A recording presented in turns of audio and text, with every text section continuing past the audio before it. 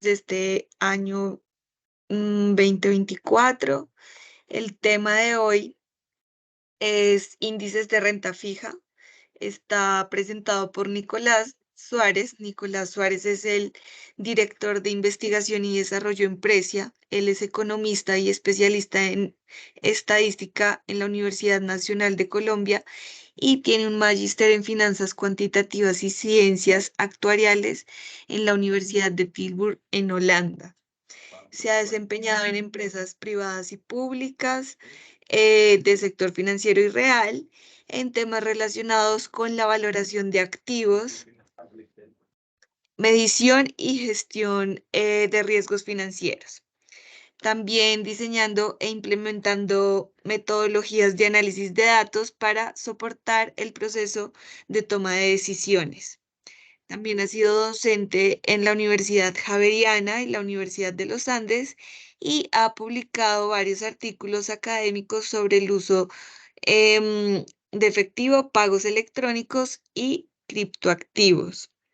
Entonces, le damos la palabra a Nicolás. Por favor, les recuerdo que dejen sus micrófonos en mute y al finalizar pueden solicitar la presentación al correo de atención al cliente. Mil gracias y Nico, tienes la palabra. Andrea, muchas gracias. Y bueno, muchas gracias a todos por asistir a este entrenamiento. Nosotros muy contentos de volver a iniciar ya con este ciclo de conversaciones, esperando pues que sea de interés para todos y tratando de traer temas que son relevantes como en esta subindustria relacionada con la valoración, pero también pues que tiene impacto sobre todo el sector. Entonces, decidíamos que este podría ser un tema pues como interesante, que tuviera impacto, que fuera chévere para poder iniciar. Yo vengo a hablarles de índices de renta fija. Cuando estábamos pensando sobre este inicio de las capacitaciones, pensábamos bueno, yo como que trataba de repasar y pensaba como en reformar de pronto la presentación que teníamos del año pasado, porque este mismo tema lo pudimos conversar el año pasado, como para traer los elementos pues relevantes, pero me di cuenta que la presentación en realidad está tocando todo, ¿sí? Entonces, quienes de pronto hayan asistido a esta misma presentación van a encontrar cosas muy familiares, sobre todo en las definiciones. Hay un par de temas extras que son muy relevantes de los que les voy a contar. Eh, y ciertamente donde tenemos un cambio es en los resultados, porque ya ha pasado un año, entonces ya tenemos nuevos datos para compartir con ustedes. Entonces, bueno, vamos a ver cómo avanzamos en esto. Yo les propongo que les cuento acá la presentación. Miren que solo son 9 diapositivas.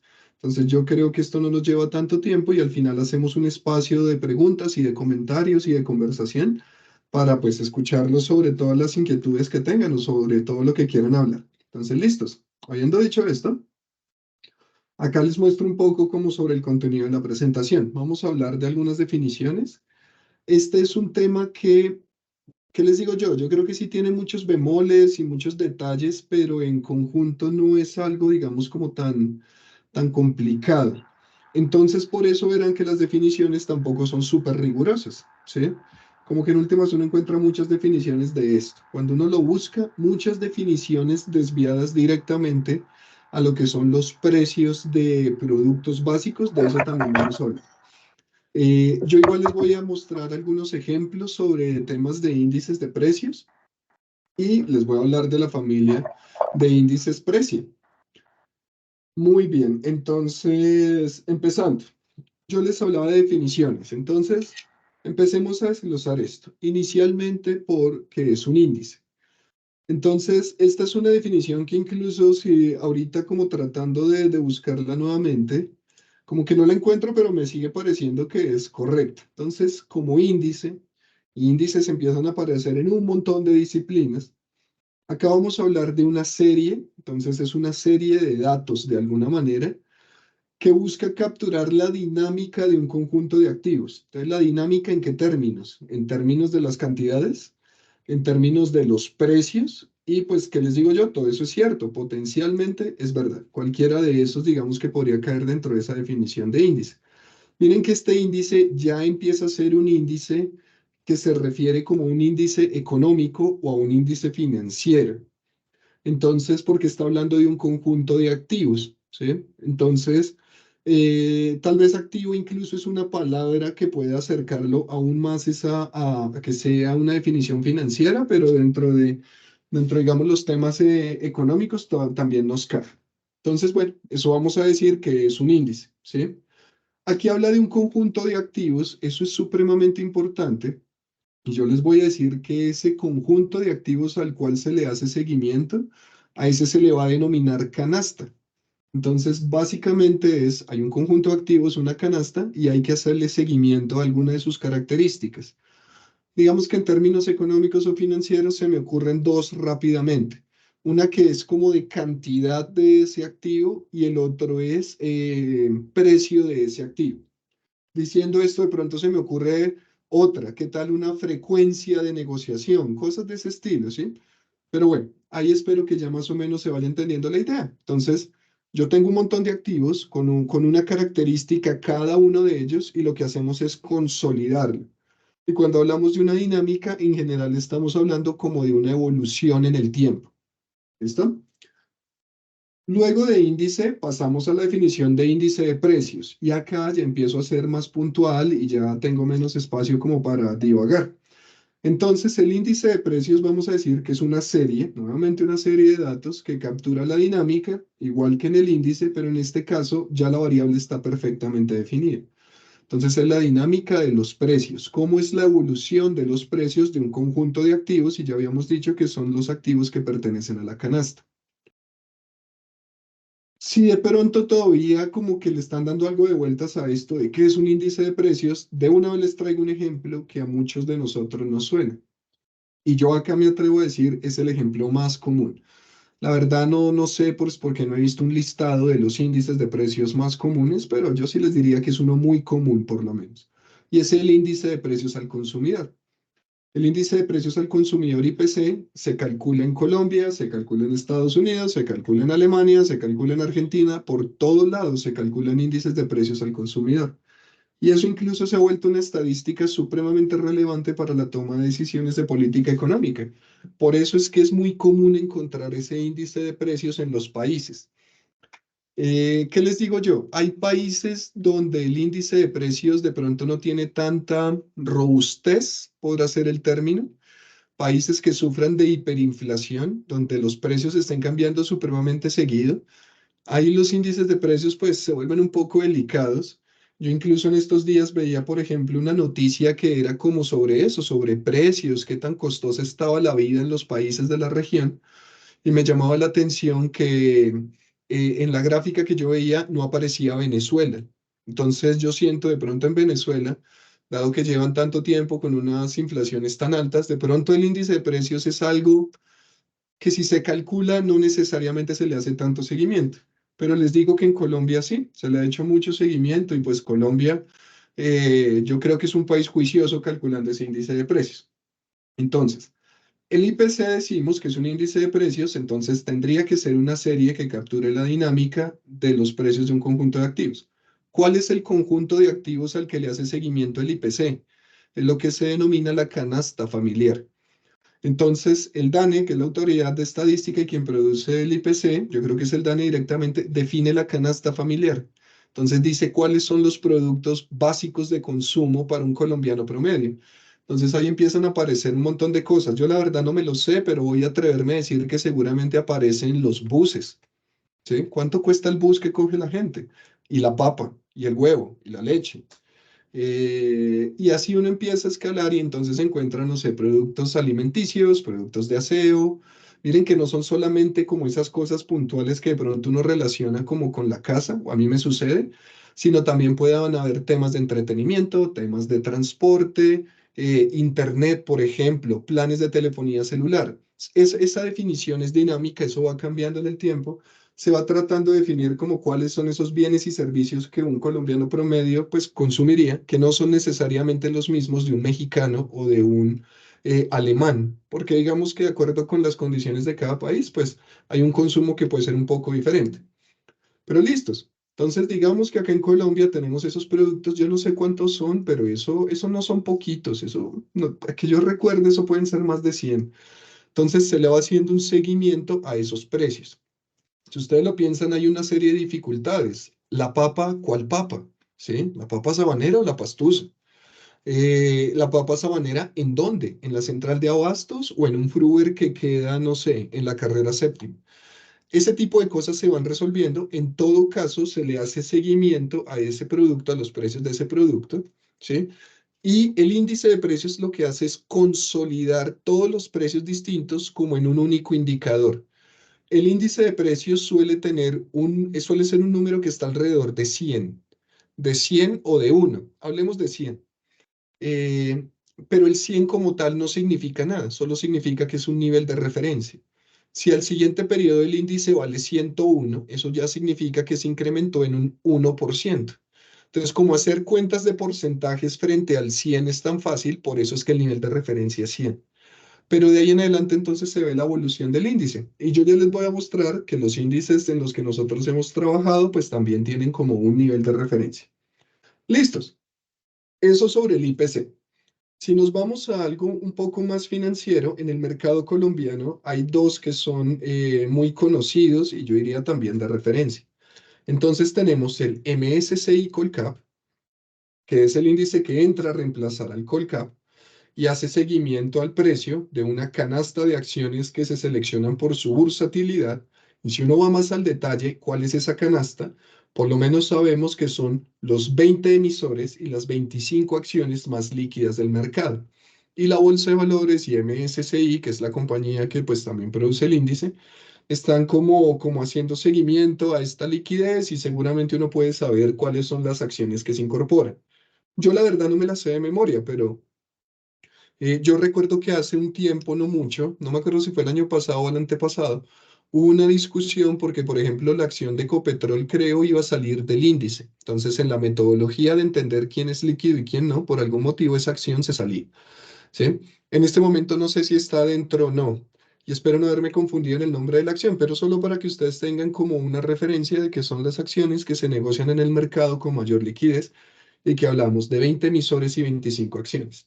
En el Coltés lo conozco un poco más en detalle, el Coltés, pero tengo que decir que en general hace seguimiento es a los títulos TES-B en pesos, que son los títulos de deuda de la nación en pesos, eh, y donde tal vez me falta algo de precisión es en si le hace seguimiento a todos los TES-B o solamente a algunos. Yo la impresión que tengo ahorita es que es a todos, ¿sí? Entonces básicamente lo que hace es entender cuánto cuesta, cuál es el precio de cada uno de esos test. Miren que ahí, por ejemplo, nosotros también participamos de alguna manera, aunque el Coltest actualmente lo produce la Bolsa de Valores, lo produce con los precios de precio. Entonces lo que hace es consolidar los precios de cada uno de los test en un único índice y eso viene siendo el Coltest. Y al Coltest incluso lo dividen en el Coltest de largo plazo, el Coltest de corto plazo, creo que incluso hay como un mediano plazo, está el de pesos, creo que en UERES me ha parecido ver. Entonces, listo, son índices de referencia que tiene el mercado y que pues de alguna manera podrían ser conocidos. Entonces son ejemplos que yo aquí les traigo. En el mundo esto es una cosa muy amplia, ¿sí? Yo inicialmente les hablo de los ejemplos para tratar de abrir la pregunta de, bueno, ¿por qué es esto tan importante? Luego, ¿qué es lo que permiten los índices? ¿Por qué esto es relevante? Si hablamos del IPC, vaya y venga. El IPC uno más o menos tiene la idea que es relevante y que se utiliza para varias decisiones. Entonces, el IPC, por ejemplo, es el que nos permite calcular la inflación. Y la inflación es uno de los indicadores que se tienen en cuenta, por ejemplo, para el aumento del salario mínimo, para negociación de contratos, para un montón de cosas se utiliza el IPC, entonces el IPC es importante. Pero pues el Coltés a la hora de la verdad, pues porque es relevante o el Colcap, ¿sí? Entonces yo les voy a decir inicialmente, esto es una industria grande, grande. Hay muchos participantes produciendo índices. Yo aquí les traigo algunos. Entonces, por ejemplo, en el mundo está el S&P 500 en términos de bonos, ¿sí? porque existen los índices de acciones, pero nosotros vamos a discutir acá son los índices de bonos, instrumentos de renta fija. Entonces, el S&P 500 de bonos es la contraparte del S&P 500, pero dedicado al mercado de bonos corporativos. Tenemos, por ejemplo, un S&P compuesto de bonos globales. Entonces, es una cosa equivalente, solo que en este caso considera una cobertura global o regional. Entonces, trata de tomar instrumentos de deuda, pero de distintos mercados en el mundo, no solo concentrado en Estados Unidos, como sucede con el índice anterior. También tenemos, por ejemplo, un S&P que tiene que ver con la deuda soberana o de, en general, gobierno. Entonces, y eso se concentra en la deuda de países desarrollados. Miren que eventualmente aparece Bloomberg generando un índice. Entonces los hace globales y para diferentes países desarrollados. Ahí me faltó nada, pero quiero decir para diferentes países desarrollados. Ahí está FTSE, creo que así es que lo suelen leer, FTSE. Ellos tienen índices para bonos emitidos por países y corporativos en distintas regiones. Y yo aquí escribo un gran etcétera porque es que en realidad es un montón. No me, digamos, no me asusto de decirles que tranquilamente hablamos del orden de miles de índices, ¿sí? Son muchas entidades. Miren que acá hablamos tal vez rápidamente de tres, S&P, Bloomberg, FTSE, pero creo que les digo yo, creo que JP Morgan tiene, pues hablamos de los nacionales, por todo lado hay entidades que están produciendo índices. Entonces, hay algo importante ahí, ¿sí? No es casualidad que haya una oferta tan amplia de este tipo de índices. En Colombia en particular, yo les mencionaba, los Coltés que, por ejemplo, consideran todos los test B en pesos, los de corto plazo. Eh, Aquí me quedó, miren que yo menciono de la bolsa de valores el Coltest de corto plazo y luego volví a escribir corto plazo. En realidad, el que aparece en el tercer bullet de los de Colombia es el de largo plazo, que son los test que tienen vencimiento superior a 5 años. ¿Sí? ¿Qué es lo que ocurre? Y aquí me voy a adelantar una diapositiva. Y tal vez después vuelvo a esta o ya les remato con el último bullet. ¿Por qué son relevantes estos índices de precios? ¿Sí? Entonces, porque reflejan la dinámica agregada de los instrumentos que se están considerando. Y esto va a permitir que, por ejemplo, se tengan portafolios que se puedan comparar contra esos índices.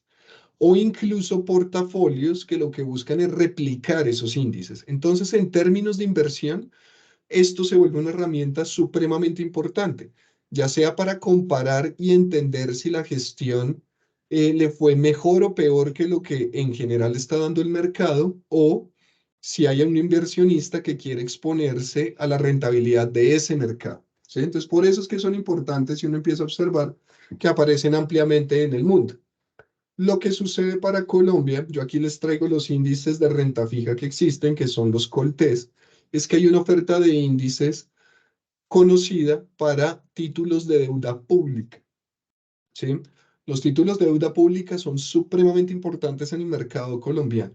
El número que yo tengo en la cabeza por la observación de los datos es que tranquilamente el 90-95% de las operaciones del mercado de renta fija son de TES y solamente un 10-5% corresponde al mercado corporativo.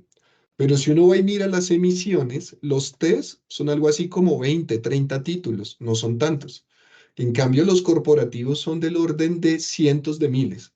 Tranquilamente hay 100.000, 150.000 títulos de deuda corporativos. Entonces, en términos de oferta, pues los corporativos son de lejos muy, muy importantes. Y en términos, digamos, de índices de precios, no hay índices de precios corporativos que sean como muy populares, muy conocidos para el mercado colombiano. Entonces, nosotros hace un par de años observábamos esta situación y quisimos aportar al mercado precisamente con unos índices que fueran representativos de la dinámica del mercado corporativo. Y eso es lo que estamos buscando hacer, ¿sí? Así como se los digo, lo que buscamos es poder representar cuál es el movimiento del mercado corporativo. No pretendemos un índice que le gane al mercado corporativo, ni que reduzca el riesgo, no es eso. Lo que buscamos es que haya una referencia. Entonces, inicialmente lo que queremos es eso, una referencia, ¿sí? Entonces, Miren que eso es lo que está en el primer bullet. Queremos índices de renta fija, corporativa en este caso, que reflejen la dinámica agregada de los precios de los instrumentos de deuda emitidos por empresas. Entonces, ¿cuál es la diferencia? Que el riesgo de esos títulos no es el riesgo país, es el riesgo corporativo. El riesgo de un banco AAA, el riesgo de una entidad financiera AA, el riesgo de una entidad real AAA. Entonces, eso es lo que estamos buscando hacer, ¿sí? Cuando uno va a analizar entonces como esa necesidad, uno empieza a darse cuenta que, por ejemplo, en los test la variedad es muy pequeña. Todos los test, o sea, o son en pesos o son en URs. Eso es todo. Ahí no hay más monedas. Todos los test son tasa fija, ya sean en pesos o en URs, son tasa fija. Y la única variedad tiene que ver con el vencimiento. Si uno se va al mercado corporativo, el tema cambia por mucho. Empiezan a aparecer distintos perfiles de crédito, ¿sí? Empiezan a aparecer entidades financieras y entidades de sector real. Algunas de ellas son AAA, algunas son AA, algunas son A. Si ese pedacito no le suena a alguien, estoy hablando de alguna manera de cuál es la probabilidad de que un deudor no pague, y eso el mercado todo el tiempo lo está analizando y todo el tiempo le está poniendo precio. Adicionalmente, los títulos de deuda corporativos pueden pagar en tasa fija, pueden estar indexados al IPC o pueden estar indexados a la IBR. En términos de monedas, eso sí, creo que la gran mayoría, si no todos, son en pesos. Y creo que con esto les cuento como distintos criterios que dan variedad a este mercado. Entonces, la primera pregunta que nosotros nos hacíamos es, ¿a qué mercados le hacemos seguimiento? Y lo que empezamos a encontrar es que la práctica internacional en términos de índices, pero adicionalmente la necesidad es, pues hay que empezar a diferenciar. Entonces, nosotros empezamos a considerar tipo de emisor, calificación crediticia del emisor, si los pagos son en tasa fija, en IBR o en IPC. Y una variable que se me ha quedado sin mencionar, el vencimiento de los títulos. Con todas esas dimensiones empezamos a generar como grupos de canastas de interés y de esa manera índices de precios. También podríamos considerar otra información, estas son las que nosotros estamos analizando. Cuando yo combino todas estas características, me sale como una variedad que no es pequeña, porque como les decía, en los emisores, que si es financiero o que si es sector real.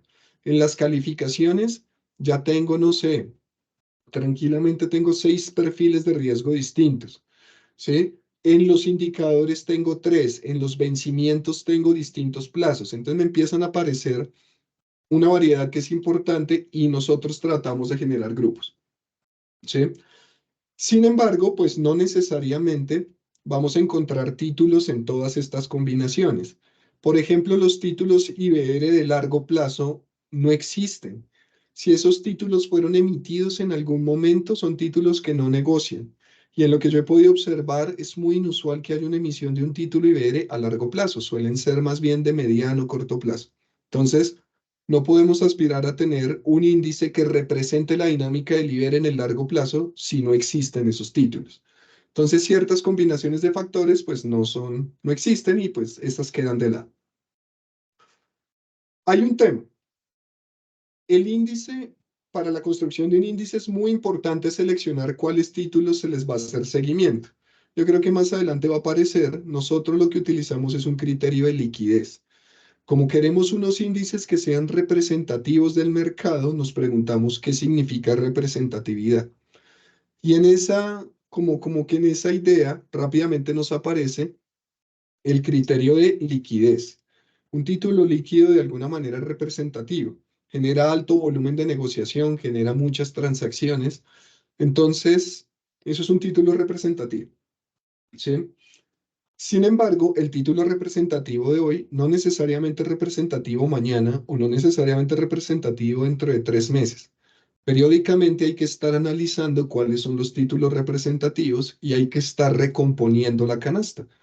Recomponer la canasta lo que significa es que a ese conjunto de títulos que originalmente seleccioné, hay unos títulos que le saco y hay unos títulos que le meto para que todo el tiempo yo esté con los más líquidos. Ese es el criterio que utilizamos. Que si la canasta puede cambiar por completo, sí, sí podría, pero eso depende del mercado. Nosotros acá, como en muchos casos, solo hacemos seguimiento a lo que dice el mercado. Nosotros en realidad pues no influenciamos. Lo que el mercado nos diga que es lo más líquido, eso es lo que tomamos. Y adicionalmente, uno podría considerar otras condiciones para conformar esas canastas como cierta duración objetivo. Eso es un tema, digamos, ya bastante técnico y tiene que ver como con ese momento promedio de ocurrencia de los flujos de caja del título, vencimientos objetivo, con ese, pues el vencimiento del título, de pronto hay un índice que le interese estar es en vencimientos por encima de 10 años. Ah, bueno, eso se puede hacer. Entonces, listos. Estos son como los criterios de decisión que nosotros tomamos. Muy bien. Entrando ya más en detalle, déjenme ver, yo creo que aquí en general tengo todos los elementos. Yo ya les decía que Precia lo que ha buscado es tener referentes para que el mercado pueda desarrollar su actividad en términos de inversión y de manejo de portafolio, ¿sí? Hemos observado que este es el uso que le dan la mayoría de nuestros clientes que tienen este producto. Ellos en realidad quieren tener referentes y adicionalmente pues les interesa que esos referentes los construya un tercero y en este caso pues un tercero como nosotros, que somos profesionales en la proveeduría de precios. Entonces, pues bueno, ahí veíamos la oportunidad, pero también consideramos que es un aporte a las entidades y un aporte al mercado, poder tener como estas referencias de cómo se está comportando cierta parte del sistema financiero. Y en los usos, yo ya se los había mencionado hace un momento, ¿sí? Pueden ser referencia, benchmark de portafolios que inviertan de manera activa en este tipo de instrumentos. Entonces, básicamente piensen ustedes que una entidad les puede estar ofreciendo un fondo que invierte en títulos de deuda, ¿sí? Un fondo que tiene ciertas condiciones de riesgo y de rentabilidad, ciertas condiciones objetivo de riesgo y rentabilidad. El fondo digamos que en muchos casos les podría decir, y yo me voy a comparar con esto. Yo voy a tener un índice de referencia y la idea es que yo pueda tener una gestión activa, yo compro y vendo y le trato de ganar al mercado, a ese mercado. Entonces, ahí la pregunta es, bueno, ¿quién es el mercado? ¿Quién es la referencia? ¿Cómo la construyen? Usted, por ejemplo, fondo que me está ofreciendo eh, un portafolio de inversión, ¿usted mismo va a construir la referencia? ¿Sí? ¿O va a ser un tercero quien la construye? Entonces, hemos observado que a muchas entidades les interesa que sea un tercero el que está construyendo la referencia. Entonces, los índices de precios los podríamos utilizar para eso, para que sean referencia de portafolios que tienen estrategias de inversión activa. Y la estrategia activa es que hay un administrador de portafolio que todo el tiempo está comprando y vendiendo buscando ganarle a esa referencia. También puede ser punto de referencia para portafolios que siguen estrategias pasivas de inversión. Y la estrategia pasiva es donde el que está a cargo, el que está administrando el portafolio, no necesariamente le quiere ganar a la referencia, quiere replicarla. Porque en últimas puede haber entonces una entidad, una persona que diga, no, es que yo quiero que mi dinero se comporte como se comporta ese mercado de deuda. Entonces, perfecto. Ahí puede haber un fondo que trate de replicar el índice de referencia y en ese caso nosotros podemos aportar ese índice. Y también, pues de manera más general, sirve para observar cómo evoluciona el mercado. Unos detalles sobre lo que nosotros hacemos. Vamos a considerar bonos y CDTs que son emitidos por bancos, empresas del sector real, otras entidades financieras y entidades del orden nacional distinto de TES. Esas son sobre todo emisiones de bonos de empresas públicas. Las calificaciones crediticias van a estar entre AAA y AA menos. Entonces, dense cuenta que son calificaciones crediticias más bien buenas. Eh, ¿Cómo se va a definir la canasta? Que es sobre todo lo que es más relevante en los índices. Entonces, se define a partir de diferentes criterios, pero siempre tenemos muy en cuenta la liquidez. La liquidez porque la idea es poder hablar de algo representativo del mercado. También entonces lo que hacemos es seguir ese portafolio, esos títulos de la canasta, asumiendo que hay una inversión por igual en los títulos. Si la canasta es de 20 títulos, vamos a suponer que va a haber una distribución de 5% en cada título, ¿sí? Eso es una estrategia de construcción del índice, una estrategia metodológica que en general se llama de pesos iguales, porque todos los títulos que se consideran tienen la misma participación, el mismo peso. Como de hoy a mañana algunos títulos ganan valor y otros pueden perder valor, de hoy a mañana la ponderación cambia.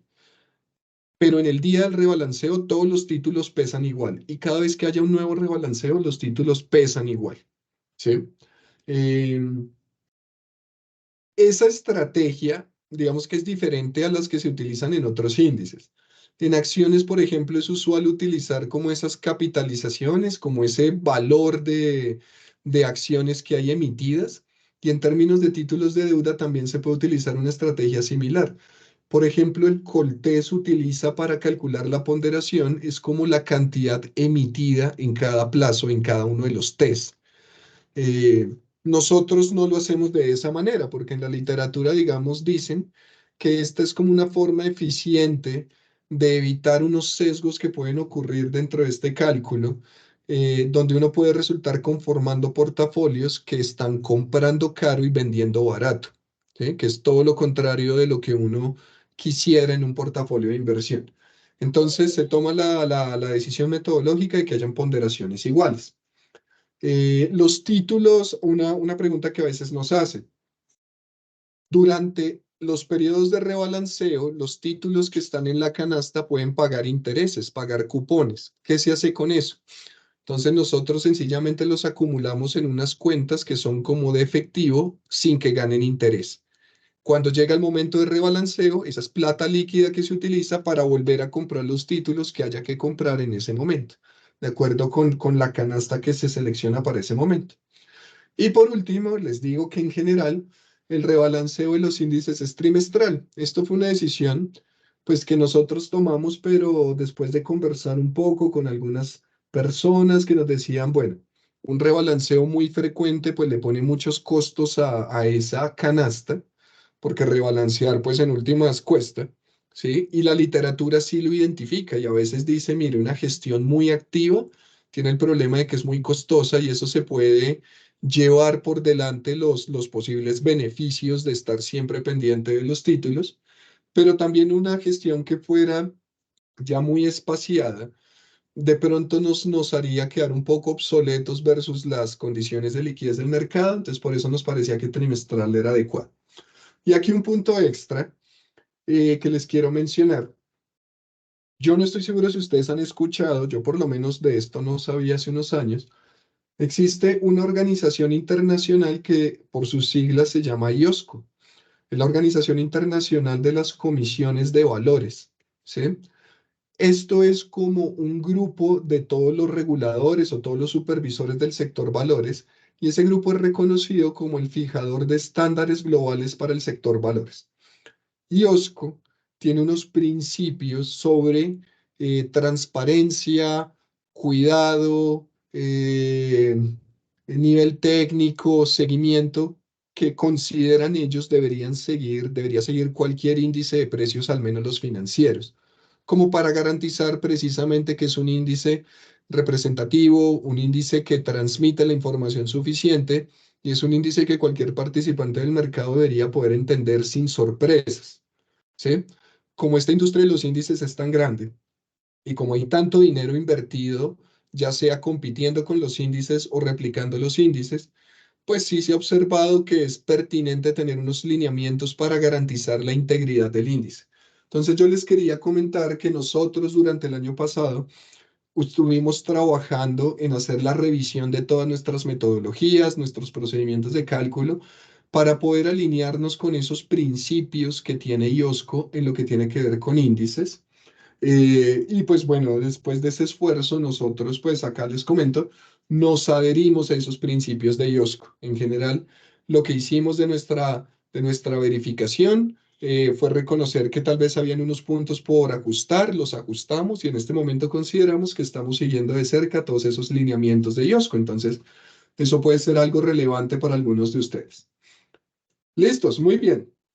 Después de todo esto, aquí voy en la mitad, pero ahora sí pasemos tal vez al pedazo que puede ser, no sé, más dinámico, más divertido en esta presentación. Yo a continuación les presento a ustedes la familia de índices Precia desde el año 2019 en enero hasta enero del 2024. Estos datos los obteníamos hace 2 días, yo quería traerles algo muy reciente. Entonces, miren, este es el comportamiento de los índices. Ustedes ven que por acá hay una línea azul oscura que tal vez se tapa en muchos periodos de tiempo, pero se alcanza a notar. Permítanme ver si yo aquí con esto lo puedo marcar un poco mejor. Aquí una línea que es azul como un poco más oscura. Esta línea es representativa de la dinámica de los precios del mercado de renta fija corporativa en su conjunto. ¿Qué es lo que hacemos? Tomamos todos los títulos que negocian y tratamos de entender cuáles son los 20 títulos más líquidos, que más volumen de dinero mueven, que más transacciones generan, y les hacemos un seguimiento trimestral, ¿sí? Cada 3 meses hacemos el análisis de quiénes son los más líquidos y vamos analizando la dinámica de los precios todos los días. Perdón que tal vez lo dije de manera un poco confusa, son valores del índice diarios, dinámicas diarias, solo que hay un rebalanceo trimestral. Entonces, en este caso, digamos, a mí me gusta mostrar algo que es, miren que empezamos en un nivel de referencia 100 en el 2019. Para inicios del 2020 ese número ya iba como en 110, quiere decir que el mercado en general había crecido en valor un 10% y las personas que habían invertido en ese mercado de manera general pues habían observado ganancias por el 10% y aquí llega la pandemia y la pandemia genera un montón de cosas y los precios caen. No solamente todos los rendimientos que se habían obtenido durante ese año, sino incluso tal vez como un 10% adicional se pierden entre marzo y abril del 2020. Y hay una caída muy fuerte en los precios, los índices lo reflejan. Entonces, acá hay una pérdida de valor. Sin embargo, luego hay una recuperación en las condiciones que en realidad resulta siendo muy rápida. Hay unas ganancias que ocurren muy rápida. El que invirtió en este punto de la pandemia, acá en cuestión de 2, 3 meses, ya había ganado un 20, 25% por cuenta de esta recuperación en los precios. Y miren que de ahí en adelante sigue el camino de la rentabilidad, casi que se recupera la dinámica. Miren que en última la línea azul oscura, como que después del bache de la pandemia recupera sus niveles y su dinámica. Y por acá, sobre los inicios de 2021 ya va por el orden de 120. Entonces, en 2 años ya ha generado como un 20% de rentabilidad. ¿Qué ocurre por acá en 2021? Si ustedes recuerdan, si a mí la memoria no me falla, en inicios de 2021 empieza el conflicto en Ucrania y el conflicto en Ucrania hace que se manifieste también todo lo que había sucedido con la crisis de los containers y de un momento a otro la inflación empieza a subir y las condiciones de inflación empiezan a ser otras, ¿sí?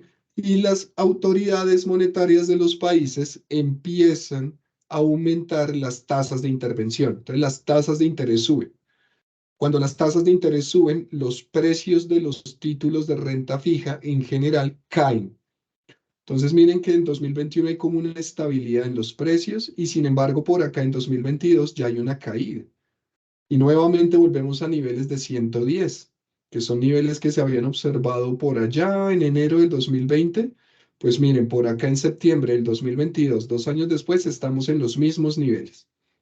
Por eso es que muchas inversiones reflejaban de pronto ciertas pérdidas o ciertos niveles de otros momentos del tiempo. Y yo, por ejemplo, veía, yo como persona natural recibía algunas comunicaciones donde decían, venga, le vamos a explicar por qué se están observando como estos retrocesos en valor. Claro, cuando hay una inflación alta, las tasas de interés en general se suben y eso hace que los precios de la renta fija caigan. Pero miren que de pronto ya el panorama empieza a cambiar. Y por acá en marzo de 2023 ya empieza de pronto como a haber una expectativa distinta, las tasas de interés empiezan a bajar y en todo caso los precios de los títulos empiezan a subir. Y desde este momento, mayo del 2023, si ahí la vista no me falla, ya se experimenta un periodo de crecimiento en los precios muy marcado. ¿Sí? Eh, y que eso es lo que demuestra cuál es la dinámica general del mercado de renta fija. Si fuéramos a fijarnos únicamente, por ejemplo, en títulos de corto plazo, títulos que tienen vencimientos entre 3 meses y un año, miren que la dinámica es la misma, solo que mucho menos volátil. Estos títulos de corto plazo son menos volátiles a las condiciones de tasa de interés. En lo que yo entiendo, eso, por ejemplo, también se manifiesta o se ve o se dice en que son títulos que tienen duraciones cortas. Eso quiere decir que tienen menos sensibilidad a la tasa de interés y miren que efectivamente es una línea mucho más estable. Miren que los títulos de largo plazo, los de 10 a 50 años, son precisamente los más volátiles. Ellos son los que tienen más exposición a las tasas de interés. Entonces, pero asimismo, como reflejan las caídas más fuertes, también son susceptibles de reflejar de manera más sensible los aumentos de precio. ¿Sí? Entonces, ellos son los que están mostrando, por ejemplo, al final de todo este periodo de tiempo, entre el 2019 y el 2024, que estamos iniciando más o menos un periodo de tiempo de 4 años, muestran una rentabilidad del 60%. Muy mal contado, es algo así como un 15% anual, seguramente más cerca del 14-13% anual. Y son como los títulos que en este momento muestran mejor desempeño, pues dentro de los que estamos observando. Entonces, miren, está la familia índices Precia consolidados. Acá no estamos distinguiendo si son títulos de entidades financieras o entidades del sector real, si son títulos en tasa fija o si son en IPC o si son en IBR. Revolvemos todo. La única distinción es por plazos de vencimiento, ¿sí? Y lo revolvemos todo para que sean los índices que son representativos de la dinámica del mercado dependiendo del vencimiento de los títulos. Sin embargo, digamos que las entidades con las que hemos trabajado muy rápidamente nos manifestaban que para ellas sí tenía sentido hacer una diferenciación por lo que se llama factor de riesgo. Así es que yo lo he escuchado. Entonces, los factores de riesgo son el tipo de interés que gana el título, si es fija, si es tasa fija, si es IBR o si es IPC.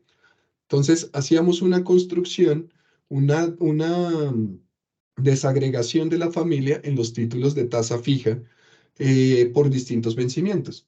Y aquí entonces nuevamente ustedes tienen la línea azul oscura que muestra esta rentabilidad y miren que tienen distintos plazos, desde el más corto en anaranjado hasta el más largo en amarillo. En todos los casos, miren que la rentabilidad del periodo completo es más o menos la misma en la tasa fija.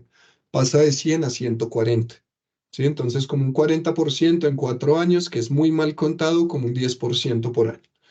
Esto es menor que lo de los títulos globales. Entonces, yo esperaría que esa rentabilidad adicional se manifestara en títulos que tienen exposición a un factor de riesgo distinto. Vamos a ver si eso realmente ocurre dentro de lo que les estoy mostrando. Aquí ya estoy intentando avanzar en la diapositiva, aquí ya aparece. Miren lo que ocurre con los títulos en IBR, ¿sí? Los títulos en IBR tienen una característica y es que por tener pagos indexados al IBR, de alguna manera deberían tener menos sensibilidad a la variación de las tasas.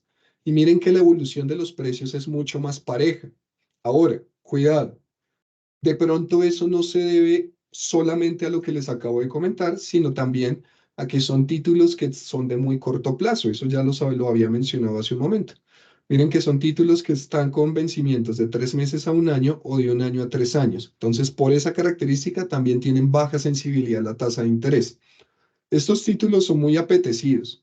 Lo que yo he observado es que son pocos, son escasos y pues finalmente cada vez que hay como oportunidad se negocian. Cada vez que hay una emisión en IBR, eso es una cosa muy demandada.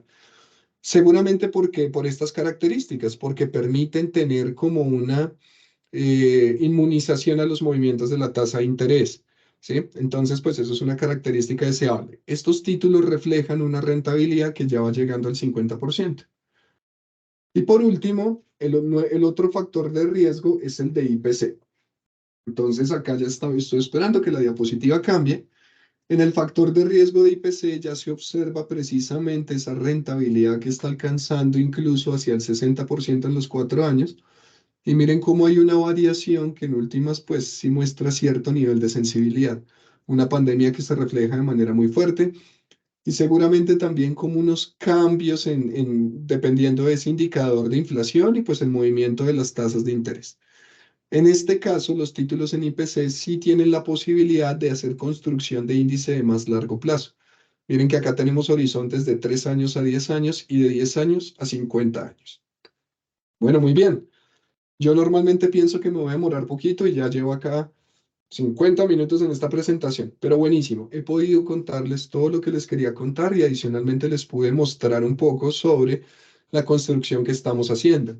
Nosotros dentro de nuestra metodología de construcción de índices, no solamente nos restringimos a lo que tiene que ver con esta familia de índices que buscamos que sean representativos de la evolución del mercado, sino que también trabajamos con índices personalizados. De pronto a una entidad le interesa ciertos factores de riesgo, ciertos vencimientos, a veces, por ejemplo, ciertas características más sofisticadas relacionadas con la duración y ese tipo de cosas.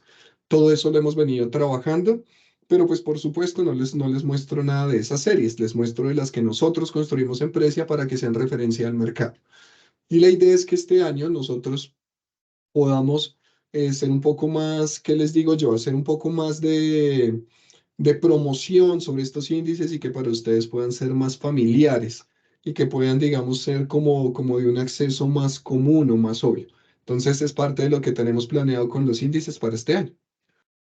Bueno, pues muchísimas gracias. Esto era lo que yo les quería contar. Todavía nos quedan 10 minutos para poder darle alguna revisión a esto que yo les mostré. Entonces, no sé si alguien tenga alguna pregunta. Yo los invito, por favor, levantan la mano y vamos conversando sobre esto.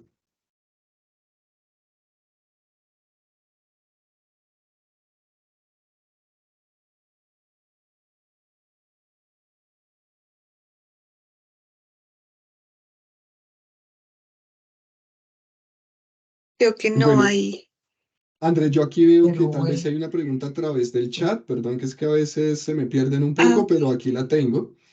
Igual ya ¿te creo la que leo? todos ahí en el chat la pueden ver. Sí, mira que aquí veo que nos preguntan por los vencimientos. Si siempre deben ser rangos como de 1 año a 3 años o pueden ser plazos más acotados. Yo les diría que acá no hay una respuesta estricta. Pueden ser plazos más amplios o más cortos. ¿Cuál es la situación? Si se hace un rango más amplio, se puede perder cierta visibilidad de lo que ocurre en los tramos. Por ejemplo, miren que acá en estos de IPC, el primero, el azul oscuro, no tiene rango. Quiere decir que coge todo. Si toda la canasta se conforma por títulos cortos, que vengan cortos. Y si al siguiente rebalanceo se volvieron largos, perfecto, hágale. Porque en últimas no discrimina.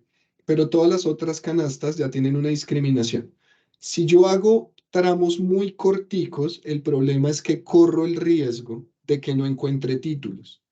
En el mercado colombiano hay muchos títulos, pero la negociación, recuerden que no es tan abundante.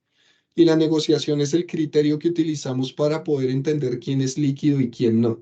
Entonces, a nosotros nos interesa tener tramos que sí sean finos para poder entender las características detalladas como esos vencimientos, pero también nos interesa que hayan suficientes títulos. Por eso es que en últimas nos toca balancearlos, pero en estricto sentido, esa es una decisión metodológica.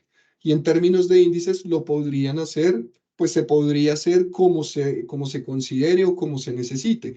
Como les digo, algunas entidades con las que trabajamos nos han pedido rangos distintos y no hay ningún inconveniente. A veces nos toca decirles, oye, ese tramo es un poco escaso, un poco ilíquido, para que entiendan que de pronto no se logra completar la canasta de 20, 30 títulos, sino que toca trabajar con 15, 12, 8, ¿sí? Pero pues digamos que esa es la realidad del mercado. No sé si tengan algún otro comentario o pregunta.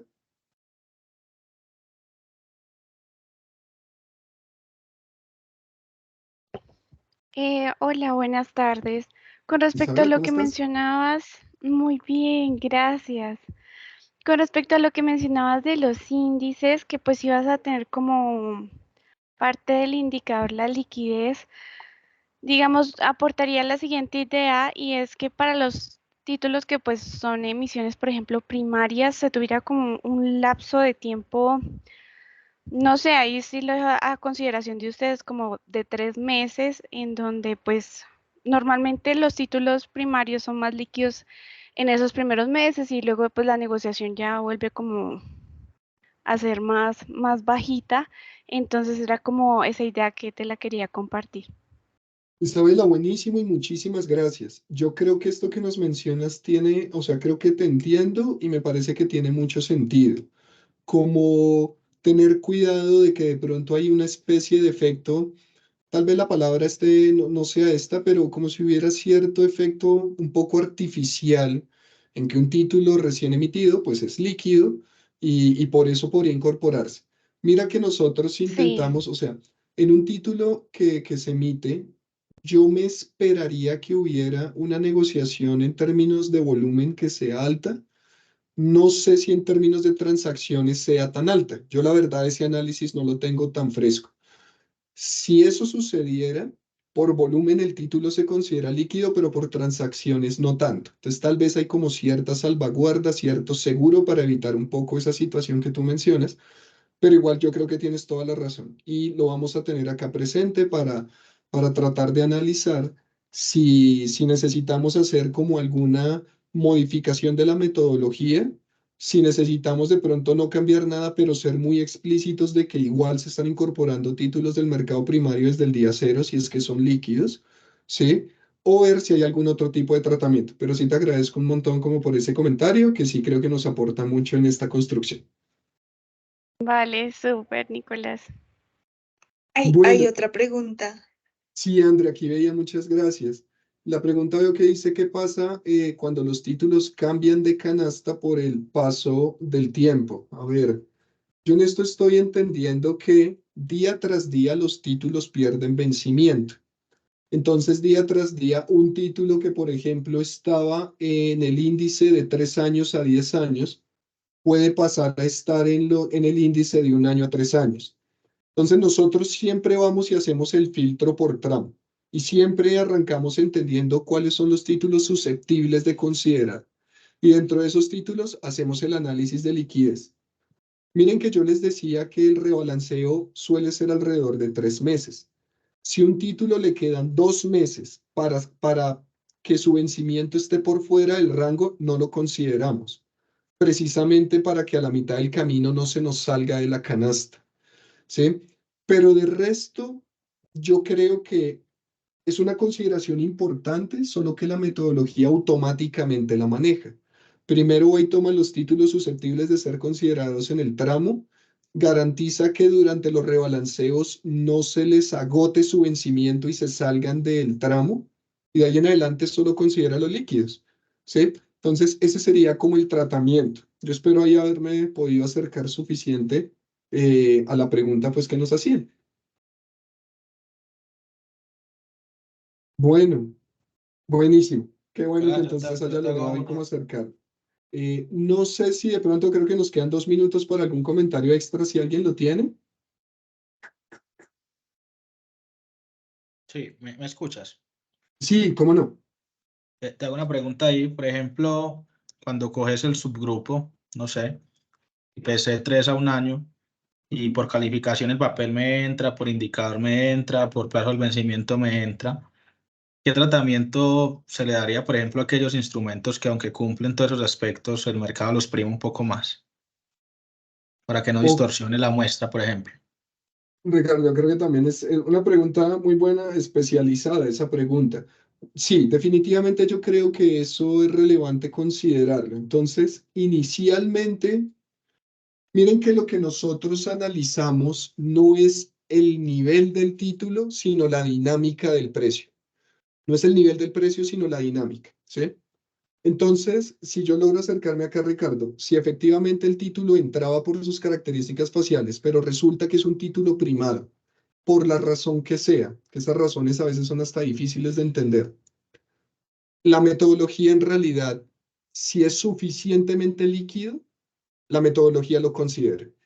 Y no hay, digamos, ningún control extra para dejarlo por fuera, para dejarlo por dentro, habría es que entrar a pensar qué tanto eso verdaderamente, digámoslo así, contamina la muestra.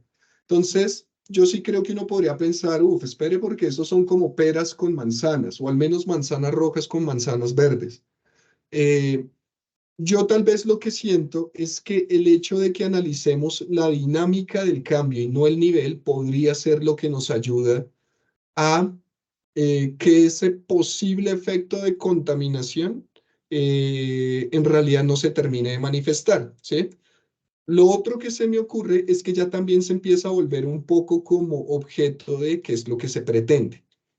En estricto sentido, lo que yo diría es, si ese título que está primado es un título que igual es líquido, a mí me interesa considerarlo, porque hace parte del mercado, ¿sí? Yo no lo voy a dejar por fuera por eso. Tal vez es como, yo no trato como de entrar a opinar si debería ser parte o no.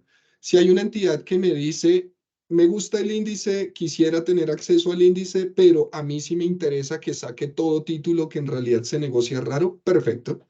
Pero tal vez ese es un criterio de análisis que es un poco diferente. Aquí el índice Precia o la familia Precia trata es de sostenerse con lo representativo.